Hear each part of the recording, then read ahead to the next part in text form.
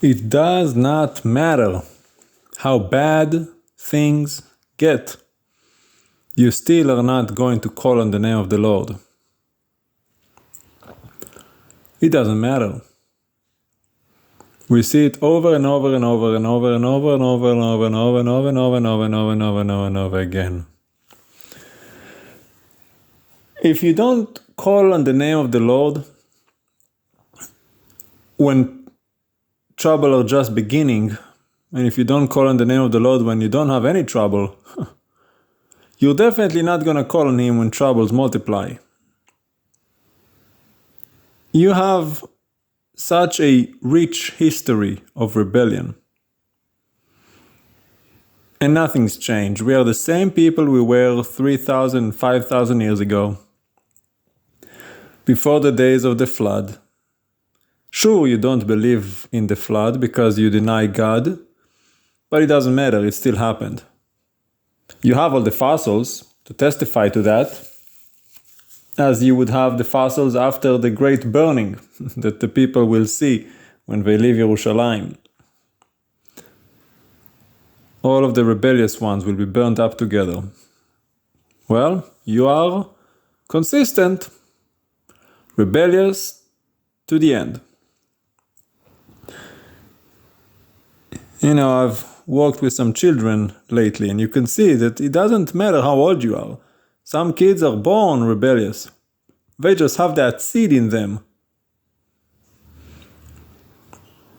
So it's no wonder that in the book of Revelation chapter 9 verse 20 it says, the rest of the people who were not killed in those plagues still did not repent, still did not turn from the works of their hands.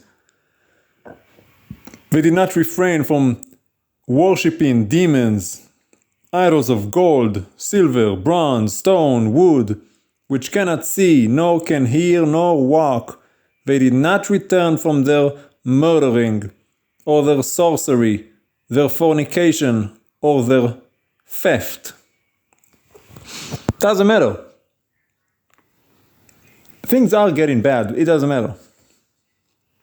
Because you're just bent on rebellion. You know, I see it in Israel today. How bad things get, doesn't matter. My grandpa has a maid. He's old and sick. She takes care of him, and now she is sick. And she needed to see a doctor. The system is really bad. The system will drive you mad.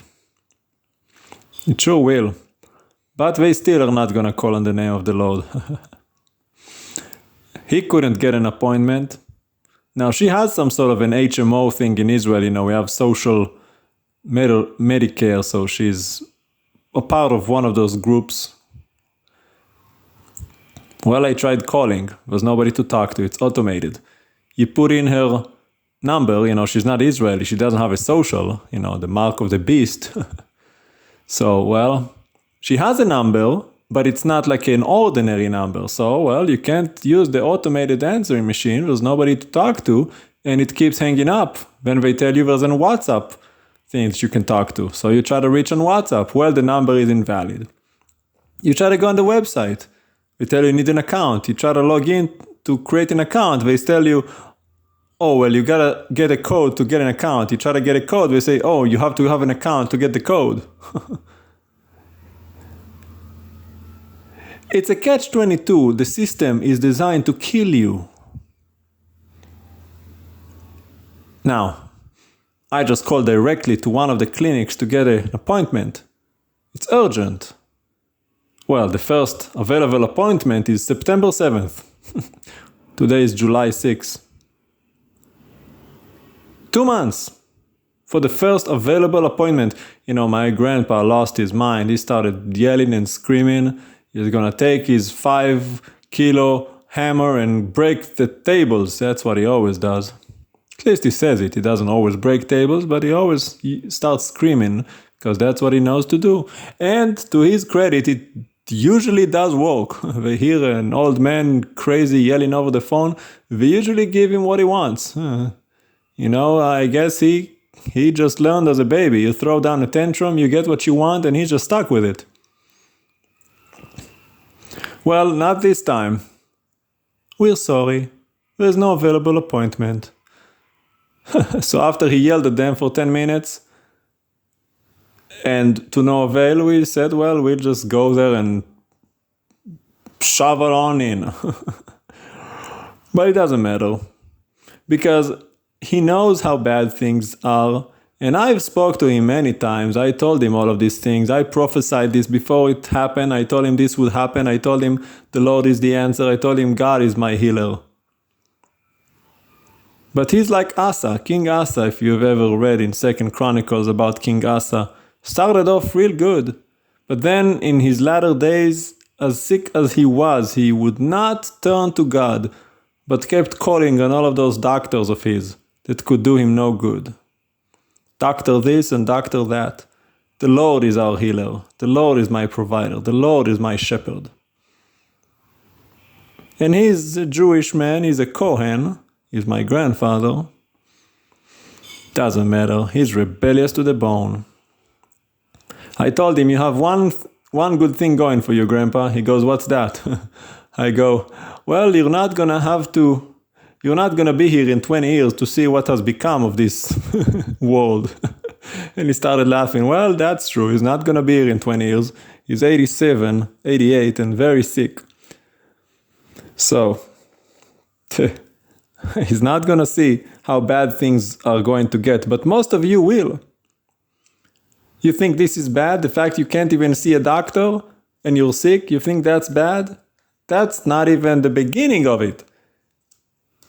In Israel, you gotta have a social security, you gotta have good standing in the system. I have troubles all the time. I don't have good standing in the system, I don't have enough money. They love putting you on that scale, don't they?